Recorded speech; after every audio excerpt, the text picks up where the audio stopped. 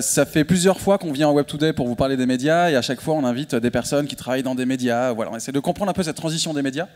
Cette année, on avait envie de changer un petit peu et d'inviter des entrepreneurs des médias. Ces entrepreneurs, c'est ces Gaulois qui, tout d'un coup, ont décidé sur ce marché en crise de monter leur propre entreprise. Donc on va voir ensemble, on va déjà les découvrir au fur et à mesure, et puis ensuite on va comprendre pourquoi est-ce qu'ils ont décidé d'aller sur ce marché, pourquoi l'information c'est aussi important aujourd'hui, ce marché où on dit que l'information est gratuite aujourd'hui, est-ce que c'est réellement gratuit? Et puis à la fin, on ira sur les solutions. C'est complètement casse-gueule de commencer par dire le plan, parce que je sens qu'ils vont commencer par les solutions, et on va devoir changer le programme au milieu.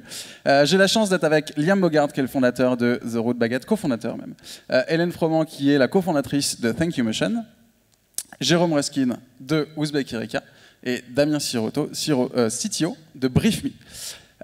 Pour commencer, j'ai envie qu'on fasse plus ample connaissance. Vous avez tous eu des postes avant, ou d'ailleurs je crois qu'on a 2 étudiants qui sont lancés directement après quasiment, ils ont monté leur propre média, parce que Liam, tu étais blogueur, toi, avant. Et puis 2 personnes qui ont travaillé dans des médias et qui ont décidé de monter leur propre média. J'ai envie de m'intéresser, on va commencer par Liam. Pourquoi tu as décidé de lancer The Root Baguette? Pourquoi est-ce qu'aujourd'hui tu as décidé de lancer un blog, ou plutôt un site internet d'information, et tu t'es dit que ça pouvait marcher, alors qu'autour de toi tout le monde se plante un peu? Donc bonjour, Liam, pas gallois, mais le reste c'était quasiment vrai. J'ai dit quoi? Non, t'as dit on est des gallois, c'est pas grave. J'ai dit des Gaulois, référence Astérix, tout ça. C'est la même chose. T'inquiète pas. Je suis pas gaulois non. Bref, donc on a le droit, californien, j'ai travaillé un tout petit peu dans les startups à Paris pendant 9 mois avant de lancer Root Baguette. Et avant ça, j'ai passé 21 ans à vivre dans le Silicon Valley par obligation de naissance et de fait que mes parents bossaient là-bas. J'ai lancé le Root Baguette un peu au hasard et c'était jamais censé être une boîte. Donc, et on verra après que du coup maintenant tu te définis plus comme start-up presque que comme un média. Ouais, on est un petit hybride entre une média et une boîte tech, donc je dirais on est une start-up depuis 9 mois, 1 an. Jérôme, toi tu as lancé Ouzbek Erika, qui est plus qu'un magazine, parce que c'est un magazine, un MOOC papier. Est-ce que vous définissez encore comme un MOOC d'ailleurs? Non. Donc un magazine papier. Vous avez aussi le Tribunal pour les générations du futur, qui est un événement qui a lieu tous les mois à Paris, tous les trimestres. Et puis vous avez aussi une application Futur. Et puis vous bossez aussi avec Arte. Beaucoup de choses. T'as encore d'autres trucs? Donc finalement, pourquoi avoir lancé Ouzbek Erika et pourquoi avoir cette sensation, cette envie de faire plus qu'un magazine papier? Je crois que quand on crée un média, ce qui compte avant toute chose, c'est qu'est-ce qu'on veut raconter. Je pense que c'est toujours le fond qui guide. Et en réalité, je n'ai pas décidé de créer un média. Moi, j'ai démarré à 24 ans quand je suis sorti de mes études.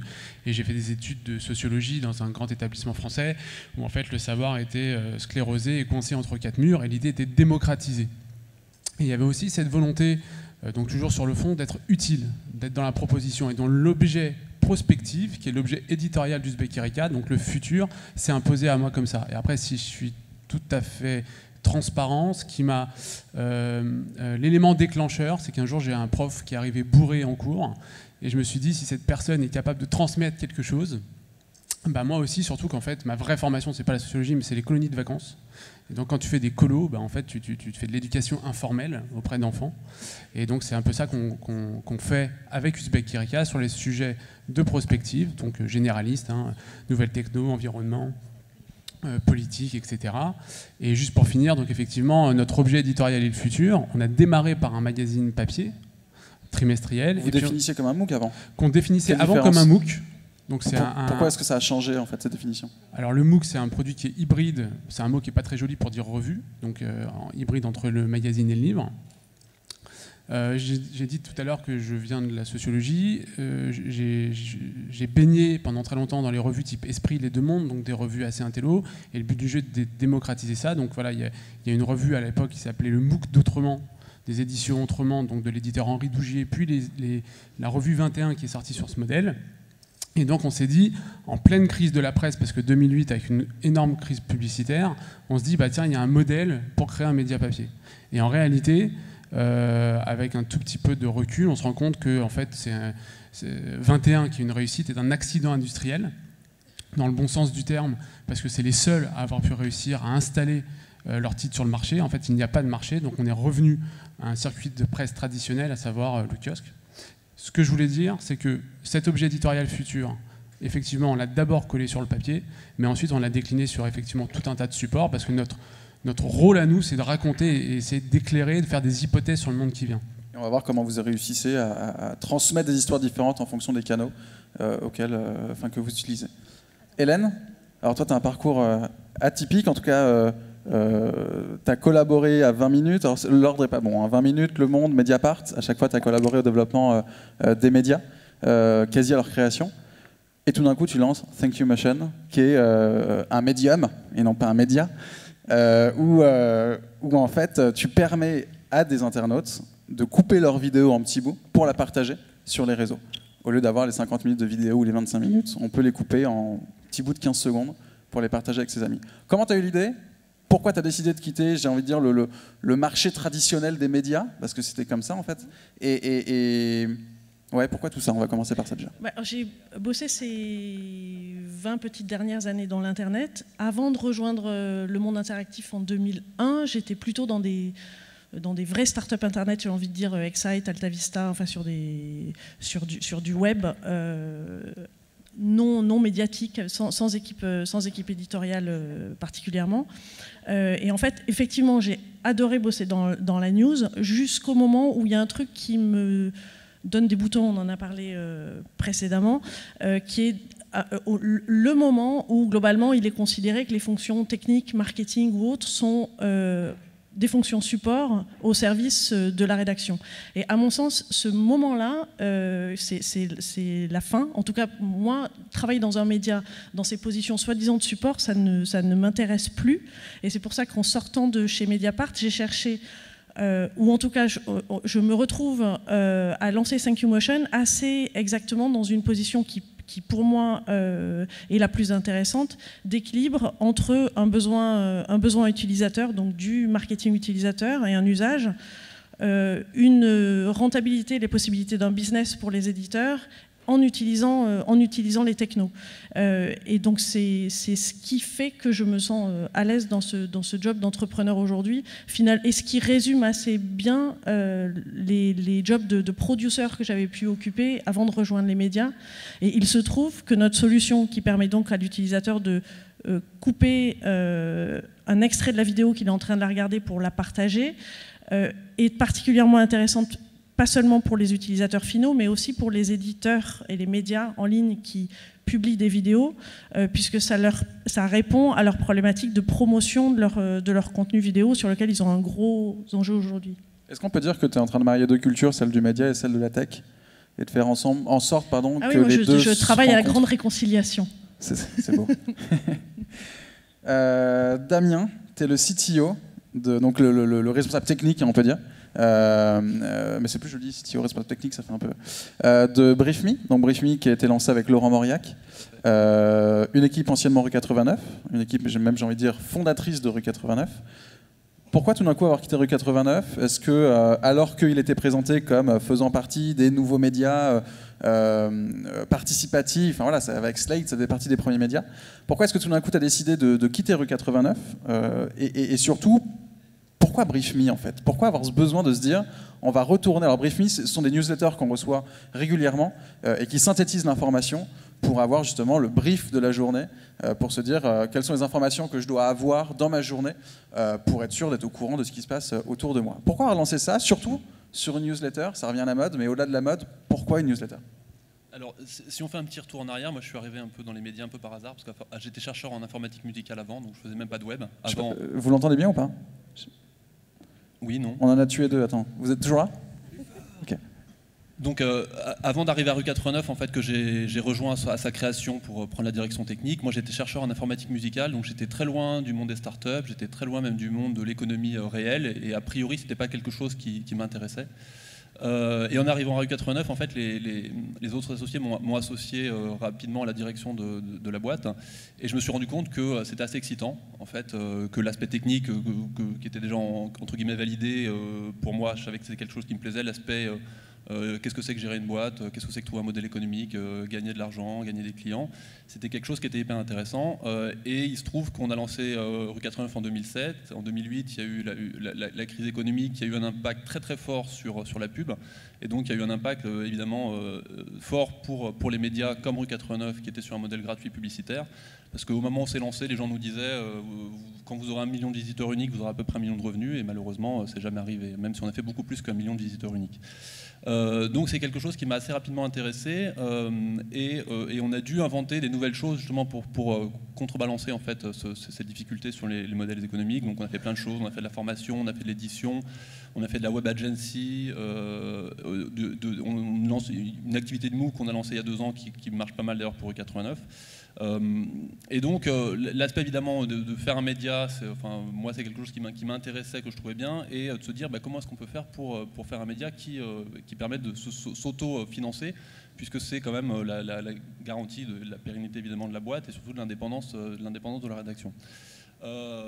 Ça s'est pas passé comme on avait prévu initialement, c'est-à-dire qu'on n'avait pas créé Rue 89 pour le revendre, on avait créé pour en faire un vrai titre, éventuellement même un groupe de médias. Mais on a dû le vendre, on l'a vendu au Nouvel Obs en fin 2011, et donc ça a été effectif début 2012. Et même si dans l'opérationnel quotidien, ça n'a pas changé beaucoup, parce que c'est quand même un très bon actionnaire, c'est un bon groupe de médias. C'est le groupe Le Monde. Pardon ? C'est le groupe Le Monde. C'est maintenant le groupe Le Monde. À l'époque, c'était pas Le Monde. C'était racheté 1 an et demi après par le groupe Le Monde. Donc Rue 89 indirectement appartient au groupe Le Monde.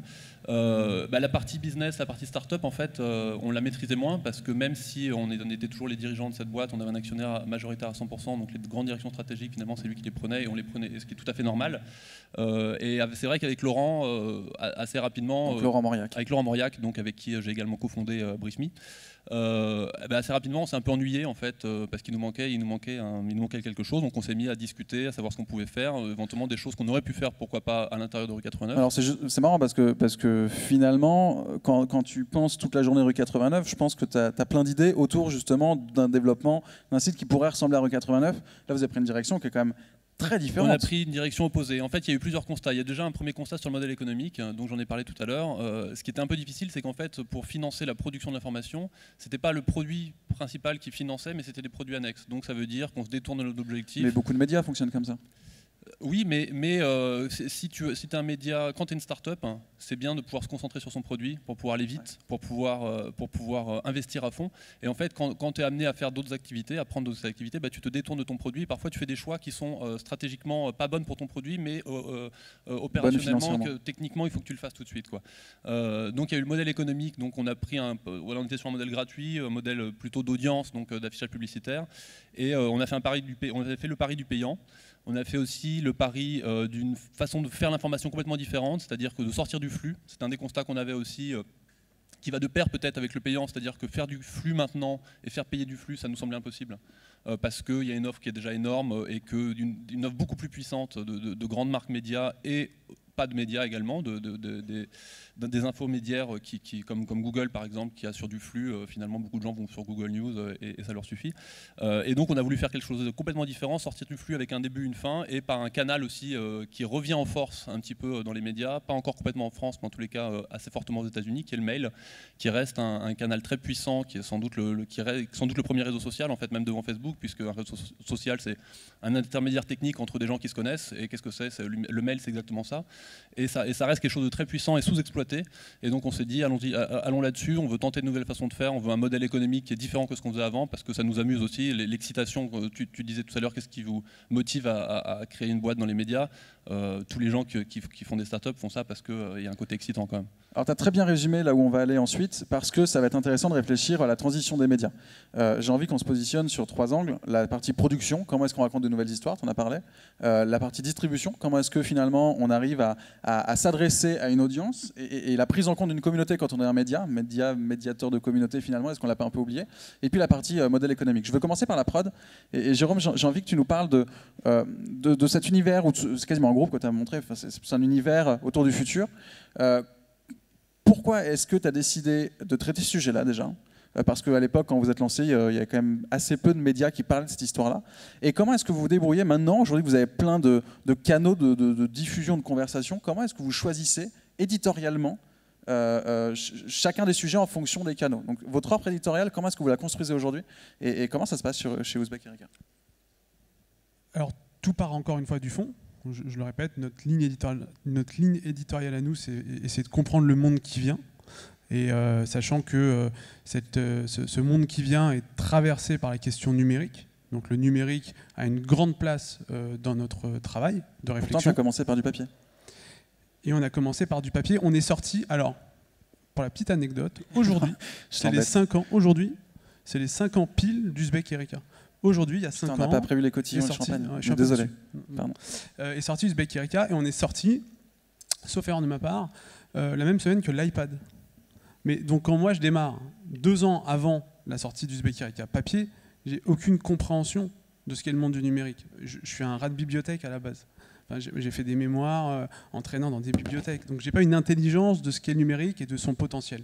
Aujourd'hui, on l'a. Avec l'équipe d'Ouzbek Erika, on l'a. Et donc, on parle de start-up, etc.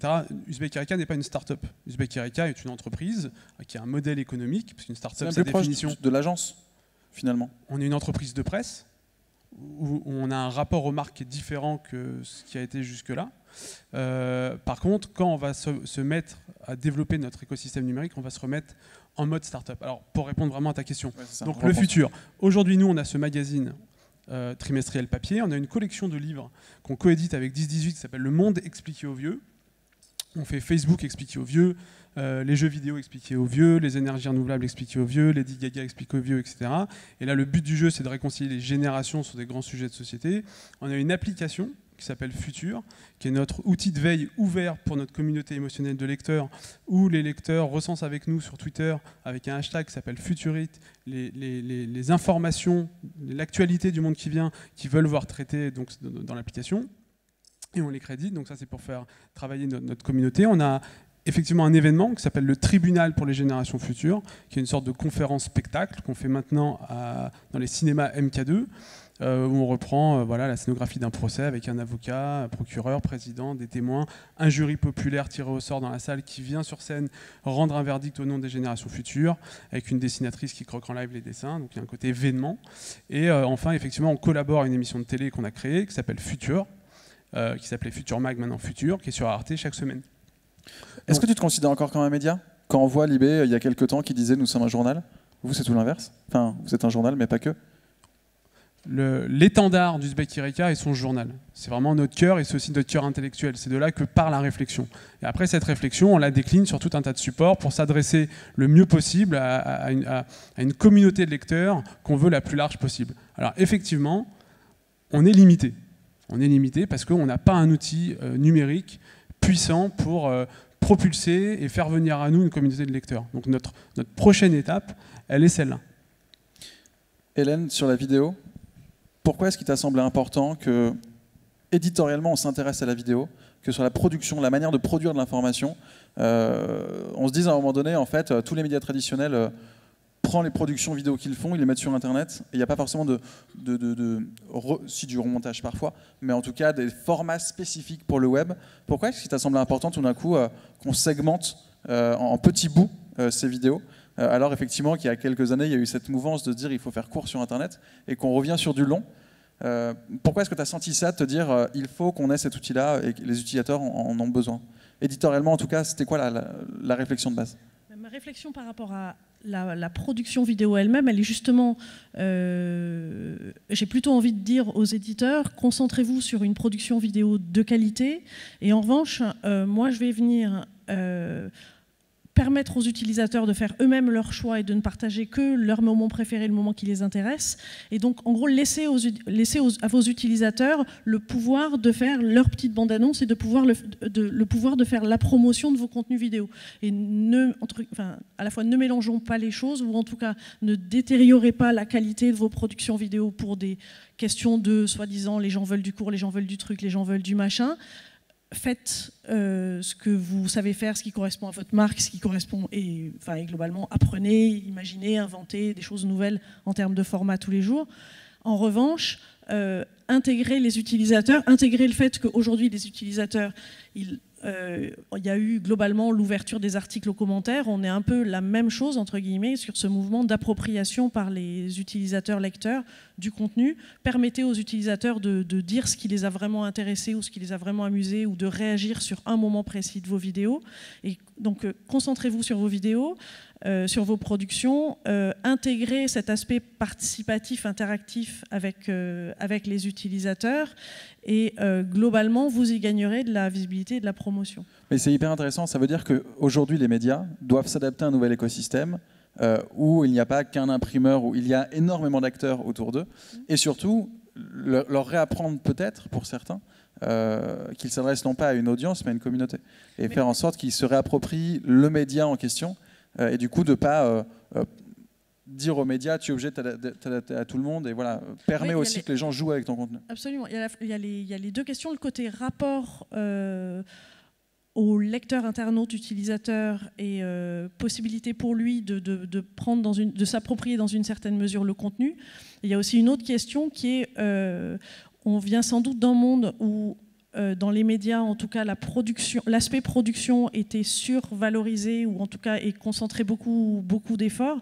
Sur le web, ce qui est distribution et promotion a au moins autant d'importance. Et c'est des fonctions qui sont encore souvent sous-valorisées dans les médias. Et alors qu'aujourd'hui, il ne suffit évidemment plus il n'a jamais suffi de produire un contenu et de le poster sur Internet pour qu'il trouve son audience. Et la problématique essentielle, elle est d'aller chercher des lecteurs qui aujourd'hui sont essentiellement sur les réseaux sociaux. Effectivement, ils sont soit sur les réseaux sociaux, soit sur mobile, et ils consomment plutôt des contenus ultra courts. Donc en gros, on cherche à être le chaînon manquant dans la chaîne entre les productions de qualité des éditeurs et ce que font circuler les internautes et ce qui capte leur attention, pour que ce soit bénéfique pour tout le monde. Donc vous se concentrez sur la diffusion, distribution, et ne pas être 100% sur la production. Ouais. Ce qui implique que, qu'il y ait au moins l'état d'esprit du producteur de contenu de se dire il faut que je laisse à l'internaute dans une certaine mesure la main. Voilà, il n'y aura pas de détérioration de mes contenus. C'est ça, il ne faut pas devenir un ayatollah de la diffusion et mettre de côté totalement la production. On reste sur, premièrement, la production, mais quand même ne pas dépenser toute son énergie sur la prod, quoi. Liam ? Ça m'a intéressé sur The Road Baguette parce que finalement, je vais être un peu troll dans mes questions, j'ai envie. Quand on lit The Road Baguette, on se dit ok, c'est un média tradi, à la limite, on pourrait se dire qu'il y a d'autres médias en France qui peuvent le faire, et aux États-Unis qui le font aussi. En France, je pense à French Web, ou je pense à Madines, et cet homme est 10 fois plus troll que moi. Et sinon, aux États-Unis, on pense à énormément de médias, TNW, Wired et beaucoup d'autres. Ouais, finalement, toi, tu es sur les deux, mais je voudrais qu'on s'intéresse plutôt sur la partie distribution d'informations. Comment est-ce que tu as réussi à capter cette communauté ? Parce qu'on peut dire que c'est une vraie communauté de start-upers, en plus avec la French Touch, non pas la French Touch, French Tech. Et comment tu as réussi ? Parce que finalement, avant même tout ça, toi, tu as réussi à capter cette communauté. Comment tu as travaillé avec elle pour imposer The Road Baguette aujourd'hui comme un des plus grands médias qui parle de ce sujet-là, alors qu'on se fait agresser par des mouches ? Ok. Il y a 25 questions. Il y a 3 trucs, donc je vais essayer de l'enchaîner. On a un positionnement qui... Donc pour ceux qui ne connaissent pas, je gère un blog qui parle en anglais de la France. Ça veut dire que malgré le fait que mes sujets souvent parlent français comme langue principale, je parle d'eux dans l'angle international, English. Donc avec ça à part, on a trouvé un très bon positionnement. Comme je disais tout à l'heure, c'était pas du tout fait exprès. Je suis arrivé en France, j'ai bossé pour une startup qui a levé $3 millions et je voyais qu'on avait de la presse dans Les Échos, French Web, je crois, Journal du Net, ensuite GigaOM, TechCrunch, The Next Web. Et je peux te dire que sur les 6 qui ont parlé de la levée de fonds de la boîte, il y en avait 3 qui ont attiré l'attention des devs. Et moi j'ai bossé, j'étais le seul non-dev dans une boîte de 19 devs. Et j'ai trouvé ça vraiment intéressant qu'ils partageaient en interne dans Yammer, je ne sais pas ce qu'on avait à l'époque, les articles surtout en anglais, parce que parler en anglais de ta boîte, c'était une tampon de visibilité internationale. Et je me suis dit, c'est quand même bizarre parce que les Français s'intéressent plus aux médias anglophones parce que c'est un rayonnement plus grand. Et je savais que les Anglais, l'anglophone, ne s'intéressaient pas aux médias francophones parce qu'ils ne parlent pas français, ils lisent pas français.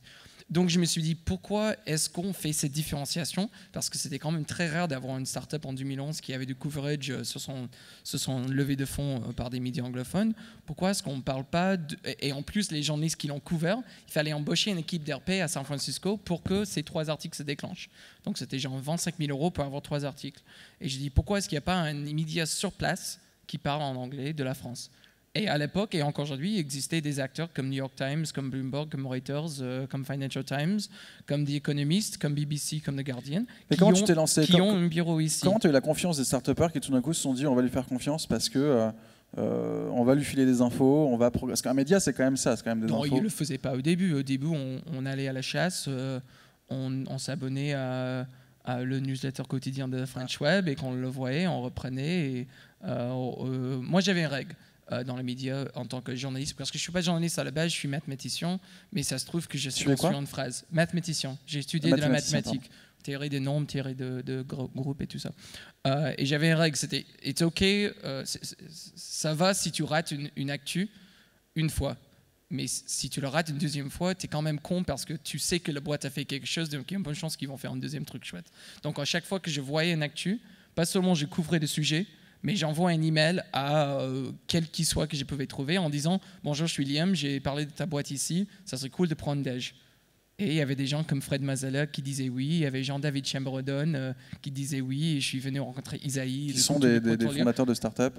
Ouais, ou fondateurs de VC ou tout. Et ça se trouvait que comme j'avais ce petit tampon de blog anglophone, ça intéressait des gens. Et du coup, j'avais le droit de en rencontre.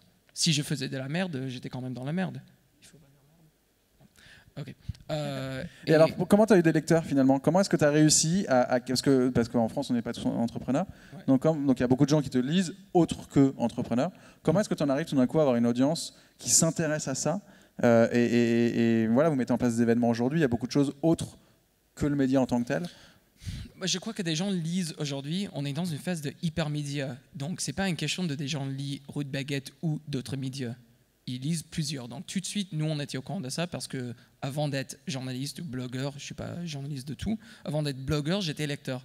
Et donc, je me suis dit, pour que des gens lisent ce qu'on fait, il faut qu'on ait quelque chose à part de fait d'être premier, d'être seul, d'être chasseur, d'être vite. Il fallait qu'on soit bon. Donc, en fait, on a juste dit, on va mettre le bar sur le même niveau que genre Bloomberg met sur la finance. C'est-à-dire quand Bloomberg parle de l'économie japonaise, il ne parle pas en japonais, il parle en anglais parce que des gens qui font du business dans le marché japonais, dans la finance, parlent anglais entre eux. Et du coup, nous, on s'est dit, on va faire la même chose dans la tech et on va la faire en France parce que c'est là où on est. Et donc, en faisant ça, on a mis un bar. On a dit, si ça t'intéresse, on est là et on est quasiment le seul. Encore aujourd'hui, on a gardé un petit monopole. On est le plus grand poisson dans un très petit bol de marché anglophone en France. Et on a dit, si ça t'intéresse, tu nous lises. Si ça ne t'intéresse pas, il y a 1000 autres médias qui sont là. Et ça se trouve que les gens s'intéressaient. Et j'espère qu'ils s'intéressent encore. Ce qui est intéressant, c'est que du coup, tu as développé un média dans un univers très start-up. J'ai l'impression quand tu me parles que tu as plus développé une start-up qu'un média. On s'était vu il y a quelques temps. Développer une média, c'est une mauvaise idée. Franchement, même dans mon métier de parler en anglais de la tech, dans les dernières 6 mois, si tu regardes ce qui se passe, GigaOM, si vous lisez, est mort. Recode, qui était genre le grand chouchou des gens tech, parce que c'était des anciens de All Things Digital, qui ont parti d'All Things Digital quand il s'est fait racheter en disant on va faire notre propre truc, qui s'est fait racheter par Vox 18 mois plus tard. Et le troisième, c'est, et maintenant qui sont les mêmes que The Verge, donc tu as 2 des plus gros médias dans la tech en anglais qui sont maintenant détenus par la même boîte. Et puis tu as TechCrunch qui était acheté par AOL, qui vient de se faire racheter par Comcast, une telco, Verizon, le grand méchant. Et donc tu vois qu'il y a un grand souci, c'est le contenu texte en ligne ne marche pas, point. Il n'y a personne qui dirait ouais ça marche super bien, on est juste là, tranquille. Alors toi qui as une vision du start-upper, c'est quoi la suite pour The Rude Baguette? Pourquoi The Rude Baguette demain sera successful?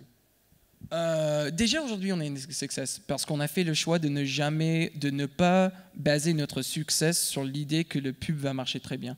Et je crois que déjà en partant de là, on a fait un très difficile choix.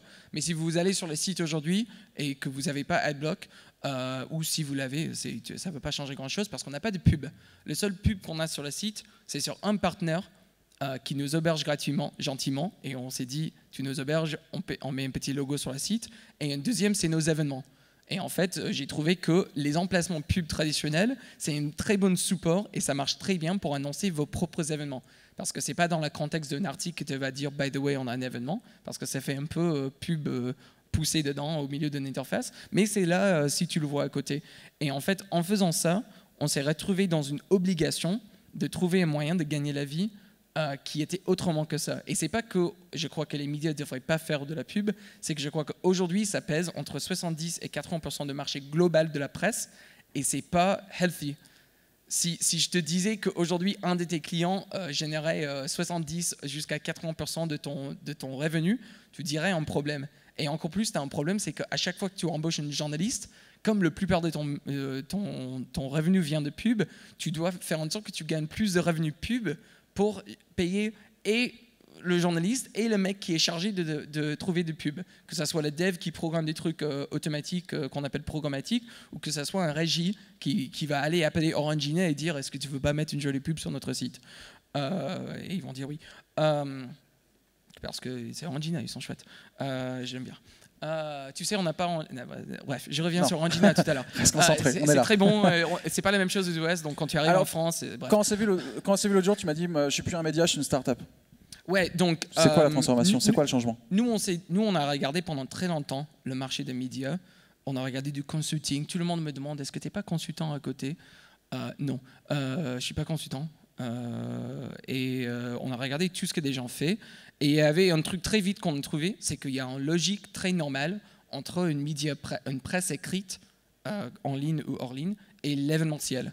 Parce que nous, on ramasse une audience, et cette audience a des besoins. Par exemple, une moitié de notre audience qui veut rencontrer l'autre moitié. C'est quasiment toujours ça. Genre, nos lecteurs américains qui veulent bosser pour nos lecteurs start-up françaises. Et donc, on organise un des plus grands salons de recrutement en France qui se passe en anglais, qui fait venir 2500 personnes et qui est complètement rentable parce qu'on fait payer des entreprises pour venir, que ce soit des entreprises françaises ou étrangères. Et donc, on a très vite commencé à faire ça, mais ce n'est pas pour ça qu'on va devenir un média géant. Et donc, on a commencé vraiment à regarder pourquoi est-ce que BuzzFeed vaut 10 fois plus que New York Times, qui est vrai aujourd'hui. Si vous regardez, BuzzFeed vaut 19,5 milliards de dollars, New York Times vaut 2. Et donc s'il y a quelqu'un dans la salle qui croit que dans le fond de leur âme, que BuzzFeed vaut presque 10 fois plus que New York Times dans leur vie, je t'en prie de crier maintenant pour que des gens sachent qu'il existe quelqu'un qui croit ça. Non, tout le monde s'en fout. Voilà. Donc, il y a un problème économique et donc on a vraiment regardé pourquoi est-ce que des gens lisent New York Times et pourquoi des gens ne paient pas. Et moi, je dis, quand il y a une différence comme ça qui fait 10 fois, qui fait 18 presque milliards de dollars, ça, c'est un manque d'un business model. Et donc, nous, on a regardé, on a dit, le problème, c'est aujourd'hui, les journalistes de qualité et les médias qui embauchent des journalistes de qualité ne peuvent pas se rassurer qu'en embauchant un journaliste qui coûte plus cher, qui prend un peu plus de temps pour faire un article de fond, qu'ils vont gagner plus de pubs derrière. Tu ne peux pas faire la liaison si tu as un sujet sur les bombes chimiques en Syrie et tu mets une journaliste dessous. Si tu lui donnes une deadline de 1 mois ou une deadline de 1 semaine, tu ne peux pas dire je vais gagner 4 fois plus avec lui. Parce qu'il va faire 4 fois plus de journalisme et 4 fois plus de journalisme, ça égale 4 fois plus de revenus pub. Ça ne marche pas comme ça. Et même si tu es Le Monde aujourd'hui et tu as 360 collaborateurs journalistiques et tu vas embaucher une 361e, tu ne peux pas être sûr que tu vas gagner 1 sur 361 plus de revenus pub. Et donc, ou bien de payant. Et s'il y a quelqu'un dans la salle qui croit encore que le modèle payant va marcher, sache que Le Monde, c'est le plus grand acteur francophone avec le modèle payant et ils ont 1% de la marché français qui l'utilise. C'est 60 000... c'est quoi? C'est 60 000 abonnés payants, ou un peu moins de 70 000 sur presque 70 millions d'habitants. Donc, on n'est pas encore là, ça ne va pas marcher. Même New York Times, ça ne marche pas. Ils viennent de changer encore une truc de leur truc payant vers gratuit, sponsorisé par pub. On parle de la partie tech après, d'accord? Deal. Revenons sur BriefMe. Il a beaucoup parlé, il parle beaucoup, Stan. BriefMe, pourquoi ce choix de se distribuer, et on finira sur ce table, ce modèle de distribution est assez intéressant en fait, parce que sur le papier, on peut se dire que ça ne marchera jamais, et finalement, vous n'êtes pas les seuls à le faire, je pense à d'autres comme Mercury ou d'autres, Et deux, finalement, effectivement, quand on regarde les études marketing, quand on regarde l'inbound marketing, ce genre de choses, on verrouille entre guillemets un client et ensuite on lui envoie des mails parce qu'on sait que c'est le canal de distribution qui est le plus performant pour recevoir une information. Quand vous êtes rue 89 et que vous vous dites tout d'un coup, on va envoyer des mails tous les matins, qu'est-ce qui se passe dans vos têtes et en quoi ça change l'information finalement, ce canal? Alors pour être tout à fait transparent, c'est une idée effectivement qu'on avait quand on était à rue 89 d'essayer d'utiliser mieux l'email. C'est-à-dire quand on était à rue 89, en fait, on utilisait l'email comme la majorité des autres médias français et même partout dans le monde, c'est-à-dire mal. En tous les cas pour la presse grand public. La presse pro l'utilise un peu mieux. Mal, c'est-à-dire on s'en servait comme une sorte de snapshot de la home chaque jour, ou 2 fois par jour, ou 3 fois par jour si on se le programmait. On recevait les articles qui étaient à la home sur la home à ce moment-là. Ça a encore une fonction qui est pas négligeable, c'est-à-dire qu'il y a quand même des gens qui l'utilisent. C'est un moyen comme un autre de faire venir l'information, de la même façon qu'on peut aller consulter son fil Facebook ou Twitter. Mais on trouvait ça pas satisfaisant. On s'est dit on aimerait bien utiliser ce canal-là, qui est un canal privilégié. Parce qu'en fait, ce qu'il faut savoir, c'est que quand on envoie un mail à quelqu'un, on arrive dans son intimité, en fait. On arrive au milieu de mails de ses amis, de sa famille, éventuellement au milieu de mails de gens de son boulot. Donc, en fait, on arrive dans un espace qui est un petit peu validé, parce que maintenant, on a quand même des clients email qui enlèvent beaucoup le spam. Et donc, ce qu'on a dans sa boîte mail, on a plutôt des choses de qualité. On arrive donc au milieu de choses de qualité. Évidemment, l'enjeu, c'est d'y arriver. Mais une fois qu'on y est, c'est très puissant, c'est-à-dire qu'une fois qu'on y a, évidemment qu'on propose un contenu de qualité, on sait que les gens vont beaucoup consulter. Nous on a des taux d'ouverture entre 62 et 65%. Évidemment c'est des gens qui payent pour avoir l'email, donc ça paraît normal qu'ils cliquent dessus, mais ça reste pas mal. Des gens qui les lisent assez rapidement après les avoir reçus et qui sont en quelque sorte captifs. Ils le reçoivent chaque jour et bien que le mail ait beaucoup été décrié, notamment parce qu'on en reçoit trop et que c'est des emails qu'on n'a souvent pas envie de lire, c'est des emails de boulot, enfin on reçoit trop de mails, on en reçoit tous trop. Y a cette fonction-là justement d'arriver à toucher les gens vraiment près de leurs préoccupations et surtout on peut les toucher à un moment très précis. Nous on leur envoie en fait, on fait pas mal de tests en fait. On a commencé quand on a lancé BriefMe, en fait on a fait une campagne de crowdfunding entre octobre et on a lancé en janvier en fait public et on a fait la campagne de crowdfunding en octobre et ce qui fait que de début octobre jusqu'à décembre on a fait des campagnes, on a fait pas mal de tests avec en fait en utilisant les gens qui étaient dans le crowdfunding comme étant un panel de testeurs et on a testé plein de choses sur les formats, sur les noms de rubriques, sur la quantité sur les images ou pas, etc. On a testé aussi les heures d'envoi et au début on envoyait à 18h et puis il y a pas mal de gens qui nous ont dit à 18h c'est pas mal mais moi je pars du travail un peu plus tard. Et donc le mail, je ne vais pas le lire en fait à 18h30. Je suis en train de finir ma journée de boulot et j'ai envie de finir mon dossier, j'ai envie de finir ce que je suis en train de faire pour rentrer chez moi. Et donc le mail, je ne vais pas le lire, mais pour autant, je l'ai déjà vu. Soit je l'ai ouvert et refermé, ou soit j'ai vu qu'il était là. Et donc au moment où je vais prendre les transports, je vais passer à autre chose parce que je l'ai vu et donc j'ai l'impression de l'avoir lu. Et donc le fait de l'envoyer une demi-heure plus tard, déjà c'est une fonction, il y a certaines personnes qui disent tiens je reçois BriefMe, je vais bientôt partir. Oui, parce que de réveil quoi. Et il y a un peu cette fonction-là. Et puis nous ce qu'on voit c'est que finalement ce canal de distribution c'est aussi un canal hyper mobile. C'est-à-dire qu'on a vachement travaillé sur l'ergonomie et le design pour être hyper bon en mobile autant que sur desktop. Ce que beaucoup de mails en fait ne font pas, hein. Les mails de médias souvent c'est pas génial, même si c'est un peu mieux maintenant, c'est pas génial sur le mobile. Et en fait on voit que la majorité des gens nous consultent sur le mobile parce que en fait ça nous fait vraiment une sorte d'appli mobile gratos qui est finalement sur mail. Sur cette distribution, je me rends compte finalement dans mon usage que j'ai un Pocket pour bookmarker des liens. J'en bookmark toute la journée mais je les lis jamais. Je suis abonné à Mediapart, j'y vais quasi jamais parce que j'ai pas le temps. Est-ce que tu as remarqué que du coup le fait d'aller sur du mail transformer ça, enfin, est-ce que les gens lisent plus parce que c'est du mail? Alors c'est difficile à dire dans l'absolu parce qu'on ne mesure pas les usages sur les autres supports que les nôtres. En tout cas, le taux de clic ou le taux de transfo. Le taux de clic pour nous c'est pas nécessairement un critère de qualité. Et on a pas mal de gens qui nous disent moi si je lis un BriefMe que je vais cliquer sur rien du tout c'est que c'est un bon BriefMe. Aussi parce que tu es dans la mobilité, tu es dans les transports, éventuellement tu n'as pas envie d'aller cliquer parce que ça va t'ouvrir un navigateur mobile, éventuellement tu vas tomber sur un site qui n'est pas hyper adapté et puis tu es dans le métro ou tu es dans les transports, tu captes mal. Et donc moi je m'informe par ailleurs beaucoup avec BriefMe aussi, j'ai peu le temps dans la journée de faire autre chose, je ne suis pas journaliste non plus. Et finalement il y a beaucoup de BriefMe que je lis et sans rien cliquer je suis content en fait. Donc pour nous c'est pas un critère de qualité. L'ouverture est bien. On n'a peut-être pas parlé de l'essentiel, on lit quoi dans Brief Me? Alors, on est un lit média quoi? C'est quoi le d'informatique. contenu qu'il y a dans la newsletter que je reçois? Qu'est-ce que je lis? Qu'est-ce que je peux avoir? Alors, on est un média généraliste, on a un numéro de CPPAP qui est le numéro qui dit qu'on est un média, en fait, même si on peut être un média sans avoir ce numéro-là. Et On lance le débat de la carte de presse tout de suite ou... Non, Pardon? Non, rien. J'ai dit on lance le débat de la carte de presse. Et on est aussi labellisé IPG, c'est-à-dire information politique et générale. Donc on est un média généraliste, on parle de tout. Et on a une première partie avec des résumés très courts en fait, de 2 phrases des 5 actualités importantes de la journée. On a un deuxième contenu un peu plus important, qui est le plus long en fait, dans Brief Me, qui est sur le sujet qu'on a sélectionné comme étant le sujet important, pas nécessairement le plus important, mais sur celui sur lequel en fait, on va faire l'effort de pédagogie le plus fort. Et après, on a des sujets plus magazines, plus décalés, et on finit sur un format qui s'appelle Ça peut servir, sur un conseil vie pratique, life hacking, cuisine, genre de choses. Et c'est assez court, c'est-à-dire qu'en 5 minutes, en gros, on a lu Brief Me. Et parlons un peu du modèle économique. Est-ce que vous vous positionnez comme une start-up, c'est-à-dire on cherche encore? Ou est-ce que vous avez déjà une vision? Oui, on cherche encore parce que de toute façon, voilà, Brief Me, on l'a lancé en janvier, donc ça fait 5 mois. On a 1000 abonnés payants déjà, donc en 5 mois c'est pas mal, même si c'est évidemment pas gagné. Donc on est une start-up dans le sens où on est une jeune entreprise qui crée un modèle. Pour autant, on est quand même plutôt content des premiers résultats. Évidemment, on a plein d'idées de développement pour trouver soit d'autres sources de financement ou alors des déclinaisons.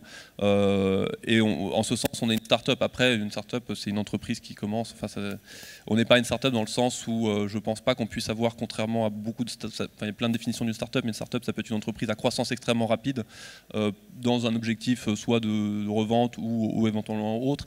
Quand tu es sur l'abonnement média, ou quand tu es sur un média général, tu n'as pas une croissance un modèle scalable qui te permet ou 3 chiffres chaque année, c'est pas possible.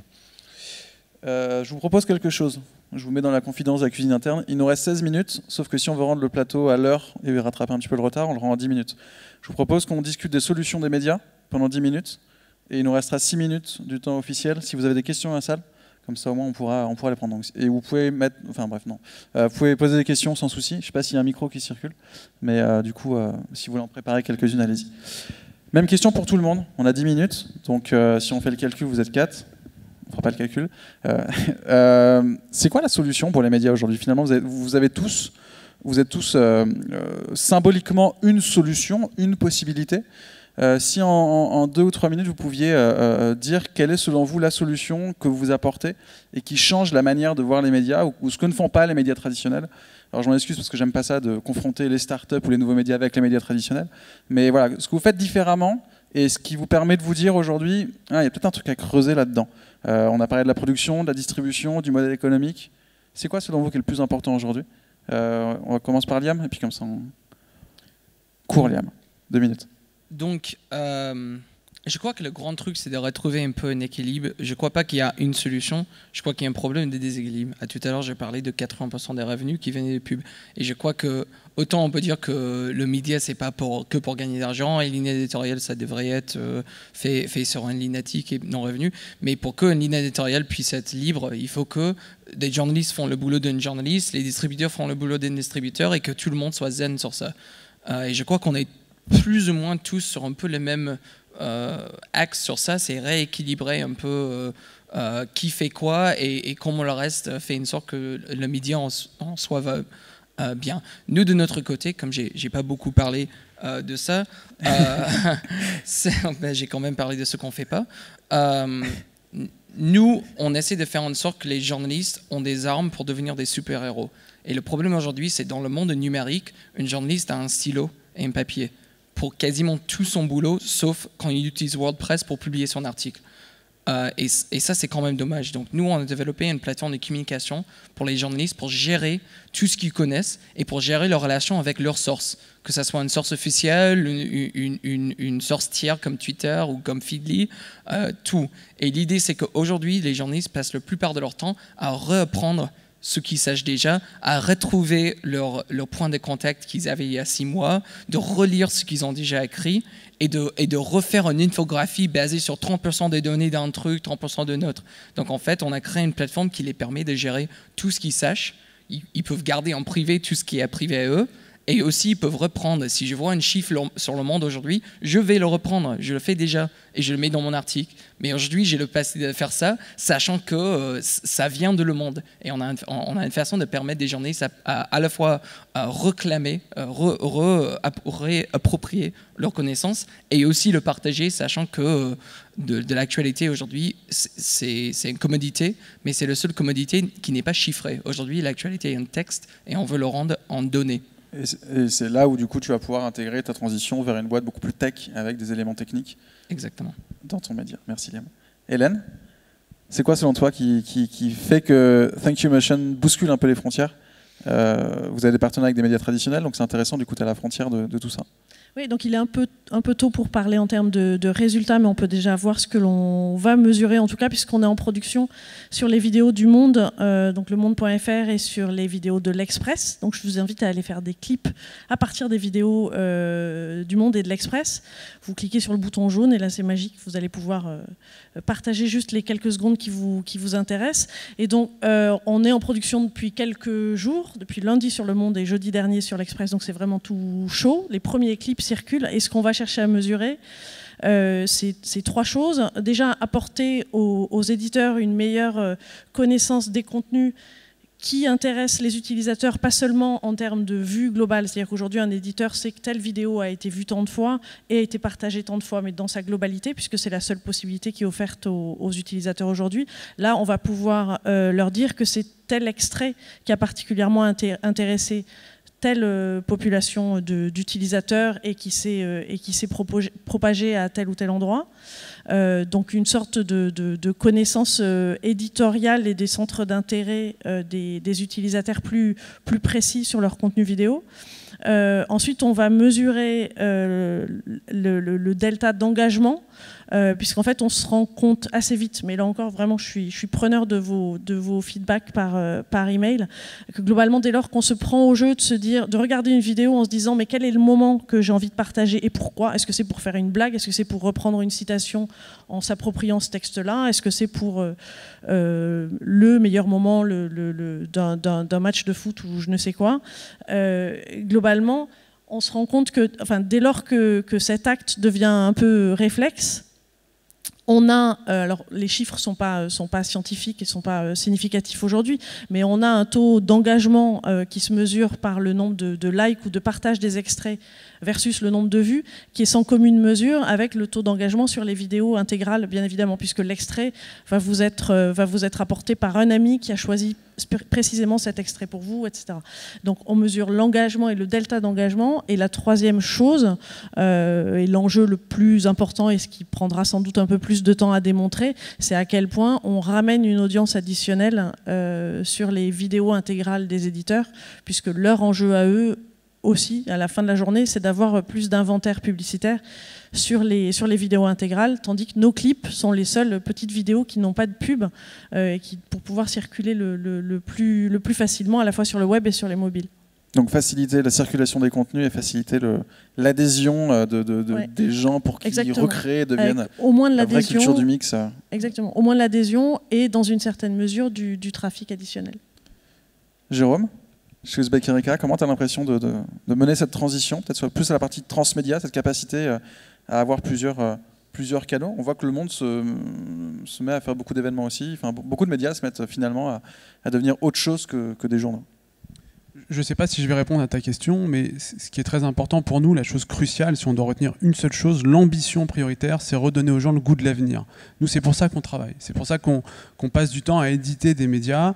Et pour faire ça, on a trouvé un modèle économique qui est propre à notre marque média, qui n'est pas réplicable pour d'autres. Certains pourraient faire pareil, ils le font, mais pas tous pourraient le faire. C'est qu'on a compris très vite qu'en fait, cette question du futur intéressait pas seulement des citoyens, des lecteurs, mais aussi des entreprises et des institutions, donc des personnes morales et pas que des personnes physiques. Et donc on accompagne les entreprises dans leur réflexion sur les questions d'avenir, à travers des études prospectives, mais aussi à travers du contenu. Et dans cette dynamique de démocratisation et redonner aux gens ce goût de l'avenir, quand on fait un média avec EDF par exemple sur les questions d'innovation et qu'on touche 800 000 lecteurs, je fais ce travail de démocratisation.